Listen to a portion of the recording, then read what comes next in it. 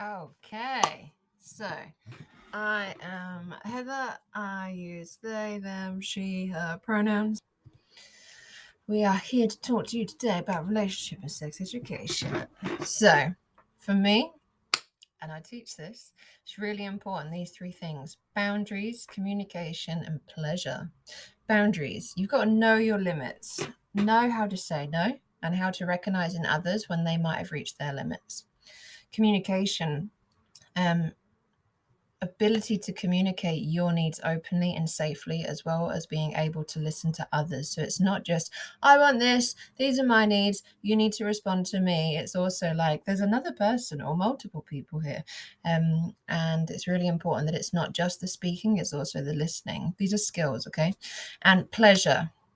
I feel like sex gets a bad rep, and especially with regards to sex education. There's this doom, this gloom. It's going to be painful. It's, make sure you've got consent. If you haven't got consent, you could go to the law. Are you underage?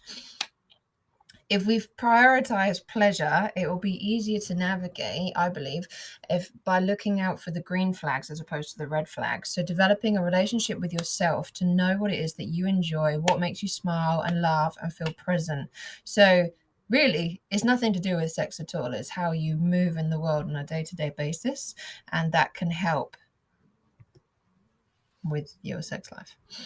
The gingerbread person. So when we are born, the doctor will look at our genitalia and be like, that's a boy, that's a girl. Even before we're born, I guess, when we're still in the womb. But actually, there are as many people born into sex, like with both parts, as there are ginger people with ginger hair, okay? So that just goes to show that we're actually misrepresenting a huge proportion of people, okay?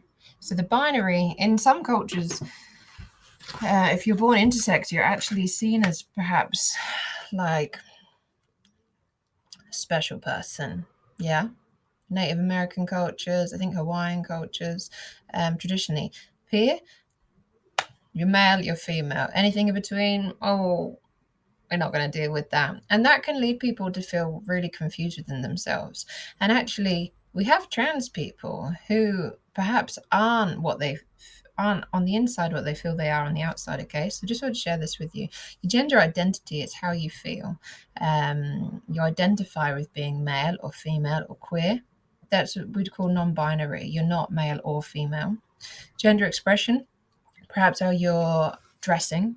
You do not need to dress yourself to look a certain way for society. Okay, some trans people are encouraged to, for instance, a trans woman, to be able to go with treatment. It's a long process, it can take several years, but they encourage you to pass by dressing feminine.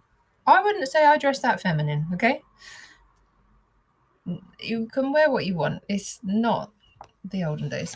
So it's really important that we recognize that people expressing themselves through their clothes, through their identity, through their appearance has absolutely nothing to do with what's going on the inside, and nor is it any of our business. Biological sex, so this is actually what we're born with, what our genitalia are, whether you're female. Then we're talking about the vulva. A vagina is actually the bit on the inside. The vulva goes right from the mons pubis around to the anus, and there's plenty of nerve endings there for pleasure. Male, penis, intersex, bit of both, maybe neither, okay?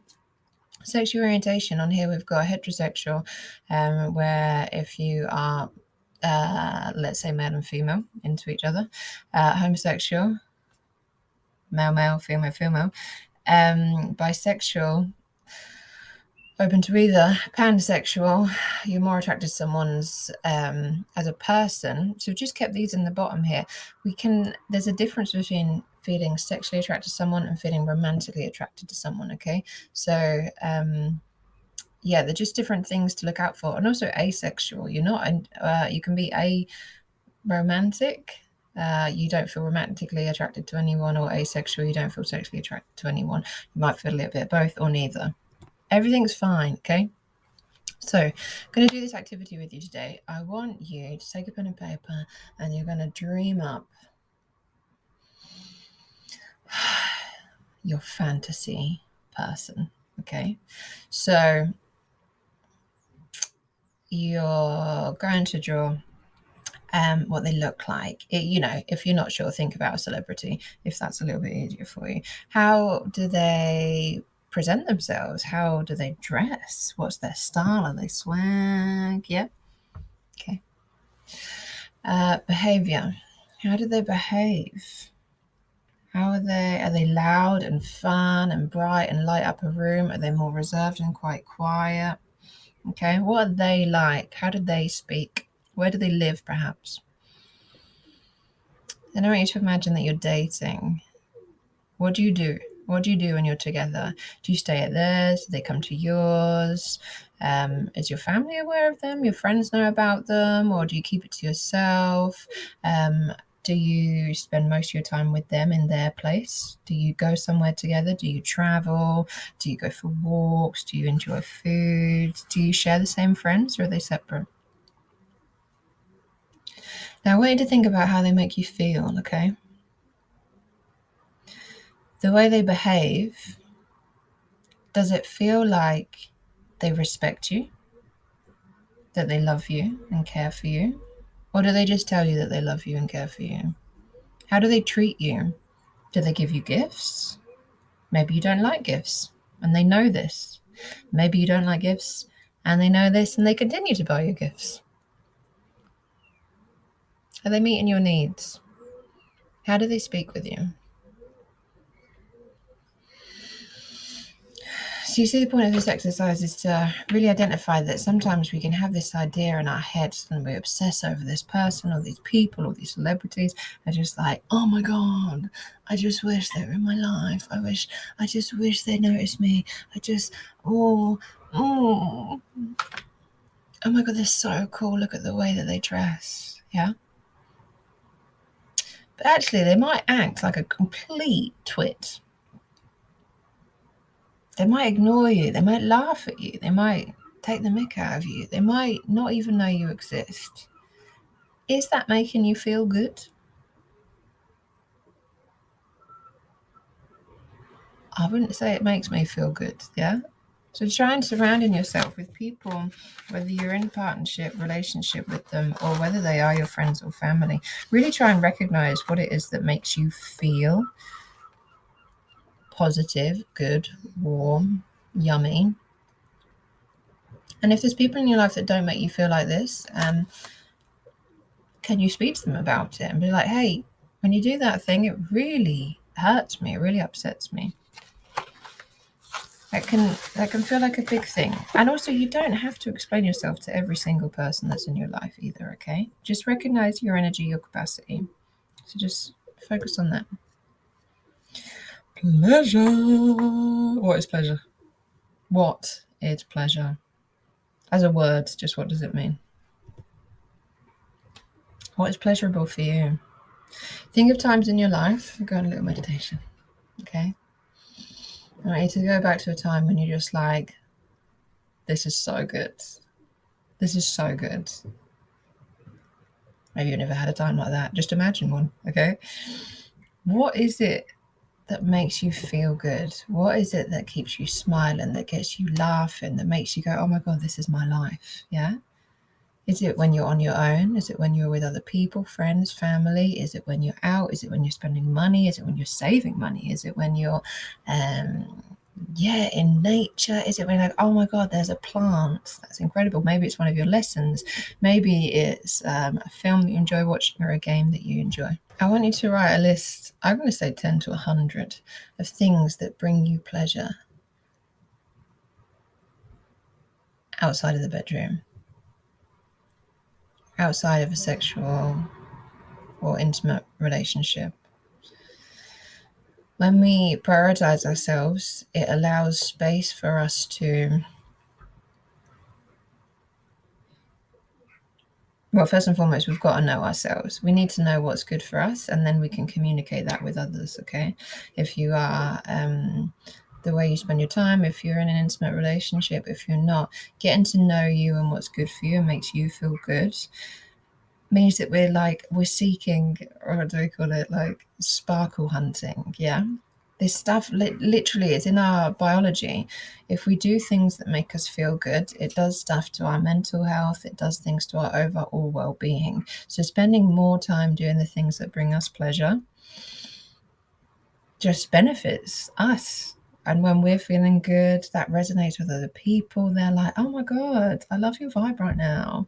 And then they're like, what are you doing? I'm just really enjoying baking. And it's coming from a place of, it's not coming from a place of escapism. It's coming from a place of presence and really enjoying what's available to us in that moment. Okay. Just want you to bear this one in mind. It's really important. What is consent? Because when I bring this up, the thought for me is it takes a different tone. We've gone from pleasure and excitement and fun and laughing and joy, and then consent, I feel, just has this do. Okay? I don't know if that's the same for you. I feel like a lot of messages you get, they're talking about people that don't get consent and talking about the law and talking about things being painful. So we're going to look at consent, but we're still going to remember what brings us pleasure, okay? We're focused on the green flags, because once we recognize the things that bring us pleasure and we can see, like, is this making me feel good? If it's not making you feel good, there's your red flag. You know what? I'm not sure I'm into this. That gives you an opportunity to consent or not consent. I'm not into this. I'm not consenting to this. This ends now, okay? You're about to do this. So, permission for something to happen or agreement to do something. This is the Oxford English Dictionary definition. The age of consent for any form of sexual activity is 16, regardless of your gender or your sexual orientation. Previously, there was stigma. Unfortunately, there still is nowadays. There is stigma towards homosexuality, and that being associated with paedophilia, which isn't true. So it doesn't matter. It's not different for different genders. And it's 16 in this country. In different places, it's different ages. Okay. Under the Sexual Offences Act of 2003, a person must have the freedom, capacity, and choice to consent to a sexual activity. What do you mean by that? Freedom. Freedom means that they are not under pressure, whether physical or emotional, to have sex. Okay.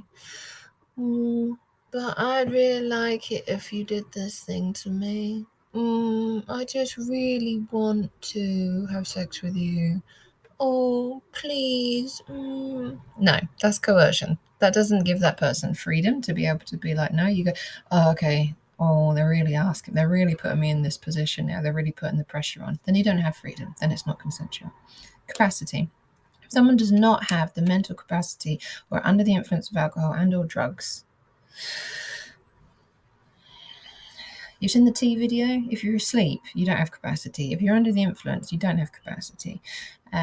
So we're saying that in British culture, it's very common that people drink. I wouldn't recommend it. I don't personally drink. It can make our perception of things off, let's say, okay? But we do live in a culture where it's normal. So we talk about feeling tipsy. If there's two people consenting to something, okay, they're on the same page, they're really into us. However, fundamentally, if you're under the influence, you do not have capacity to consent. Does that mean it's rape?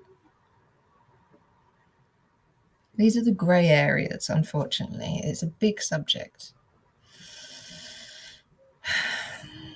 Choice. You're able to say no if you wanted to. So, earlier, like, please, you say no, and your partner goes, yeah, I'm just messing. It's not funny, but I'm just messing. If you don't have the choice to say no, then it's non-consensual. If you are scared to say no, okay? It is big. It is big. When we're talking about intimacy, just going to do a little check-in and make sure that we're all on the same page, and definitely recommend checking. So, red flags. What does no consent look like? What is a red flag? What is it like? You know what? I'm not sure this person's into it. You're not sure I'm into it. Withdrawn, closed body language, quiet. So if you're with someone and your head is like, we're going to get it on, and you're noticing that potentially their body language is a bit turned off. So on one hand, you have the person who is withdrawing, let's say. If you're in a situation where your head is like, I'm not sure I'm into this, and now I'm quite overwhelmed, and now I've got to try and navigate telling this person I'm not into this, and they thought we were going to do something and now they're not, they're going to be disappointed. That's a big pressure for this person to be in, yeah? This person over here is like, we're going to get it on, we're going to have a good time. Oh, they don't look very comfortable at the minute. You kind of have to check in with that person because, well, it's obvious that this person that you're with is not into this, not feeling this, and also is withdrawn and potentially is in their head so much that it's difficult to kind of communicate what's going on for them. So then we need to just be considerate of each other. Like, hey, do you want to chill out? Should we watch a film? Do you want some snacks? Let's do something else to help that person feel comfortable, not to coerce them and change their mind, but to just let it be like, there's no pressure. There's no pressure, okay? What would a green flag look like? Oh my God, I'm so excited. Oh my God, me too. Yes. Enthusiastic, open body language, bit of touching, bit of feeling. Yeah, read the room. Rolling over, probably not into it. But if you're not sure, just ask. Just ask. So check-in is a way of communicating. Definitely recommend a check-in beforehand when you're trying to navigate intimacy or relationships. Sometimes it can feel a bit weird to just be upfront about things, but that is reflective of the shame and the stigma in our society around things like sex and relationships. Is everyone in this room familiar with the word no? Let me hear you. I need to hear some no's. No. Louder. Assert yourself. No. Okay, verbal and non-verbal. It isn't always a yes or a no. And if you're not sure, then just check in. This will help make things more pleasurable, okay? It basically means that you're developing trust. Rather than just assuming something's going on and then you feel like you can't say something, because we're trying to play multiple roles here. Just be like, hey, how is this for you? Are you enjoying this? It gives that person a chance. And also, we talk about when there's, is it endorphins or serotonin as being, because this is biological, pleasure. It does things to our brains, to our bodies. Sometimes it can be difficult to communicate. Not just uncomfortable and awkward, but like, just need a minute to come down. So just be like, you're right. If that person's not responding, you're just like, yeah, they seem fine. Just be like, hey, this is when we might talk about safe words if we were talking about BDSM, but that is a topic for another day. Changing your mind, you can absolutely withdraw consent. Don't take it personally. If someone says to you, can we just cool things off? I'm done. Like, I'm not into this right now. Don't go into your head and be like, oh my God, what have I done? Or, what? That's so unfair. Like, that's coercive control. That's definitely not okay. Suggest to make that person feel safe and comfortable, suggest something else that you could do. Yeah, definitely know, all of you, you do not have to go through with something because you said yes at one point. Because even I think it was as late as like in the 90s, rape within marriage was legal, as if you are someone's property and therefore they can do what they want with you, irrelevant of how you feel about it. It's your body, it's your mind, it's your experience. You are well within your right to say, hang on a minute there. Aftercare. What do you think aftercare might mean? So with regards to communicating, so we're going to talk beforehand and be like, hey, I'm kind of into you. Would you like to explore moving things to a different level? Or, hey, I really want to have sex, but we've got to get protection. Can you get condoms? Should I? Have you been tested? Let's get tested together. During, how's this for you? Are you enjoying this? Would you want me to touch you here? I'd really like you to do this thing. Aftercare. we've spoken about serotonin and our brains going to places, the biology, our physical experience. Aftercare is like, it can be, hey, how was that for you? I really like this. I wasn't so into that. It can be like checking in on someone in a few days. It can be in that moment, like just give someone a big hug. You've just had, hopefully, an incredible, beautiful exchange. Yeah. Pleasure. Maybe I'm naive in thinking that this is how things are for teenagers. But I'm really optimistic because I want you to have pleasurable experiences, sexually or not sexually. Just checking in with each other is going to make for a beautiful experience. So things to remember. You are the most important person in your life. Get to know yourself, learn what your needs are, and share with people you trust. We are able to practice these things with people in our life, irrelevant if we're in a relationship or not, whether it's our friends, relationship, or our family, or our teachers. Try that one. And he's like, hey, when you talk to me like that, I'm not okay with it. You are you, and you get to own that, okay? So know that you are number one. Don't be putting anyone else on a pedestal and think that they need worshipping. You are number one. Number two, get to know your partner or partners. Be considerate of the people that are in your life. Be like, hey, how is this for you? Can I get you a drink? Can I get you snacks? Are you into this? I'm into this. Yeah. Also, if you are intimate with someone, just ask yourself, what are you focusing on? There's no right or wrong answer, but you might notice that you are just concerned with your pleasure and your experience of just like wanting something out of this. Maybe you're being like, hey, how is this for them? Oh, are they enjoying this? I'll just ask, I'll just check. Or, the two of you, or however many of you there are, you're exchanging this kind of, you're both present in the experience, yeah? So I want to just bear that in mind. Because I think when we're good to people, it makes us feel good too. Pleasure. Look out for the green flags. Do more of the things that make you feel good. Yeah. So in your day-to-day life, whether that is listening to music, whether that's going for a walk, whether that's hanging out with friends, watching a film, laugh, food, all these things, really relish in those feelings. Be like, God, this feels so good. Yeah. And think about what brings you pleasure. Whether you are starting to touch yourself and be like, you know what? I like that sensuality is nice.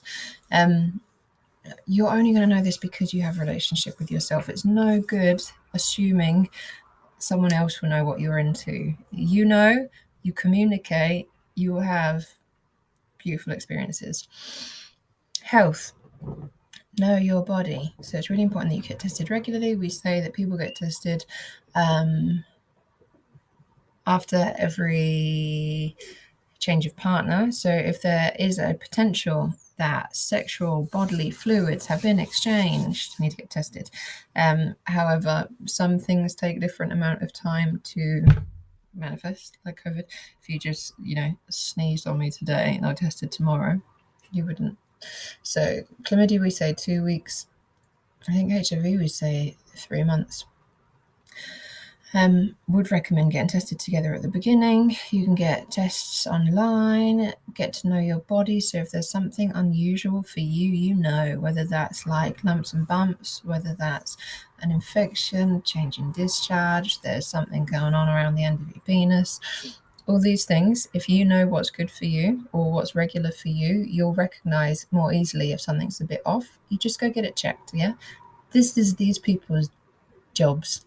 If you go to the doctor, there you can get chlamydia tests, you can get condoms. You can also get them from the school nurse here. Emergency contraception, that is free. HIV testing, STI testing, support and advice, okay?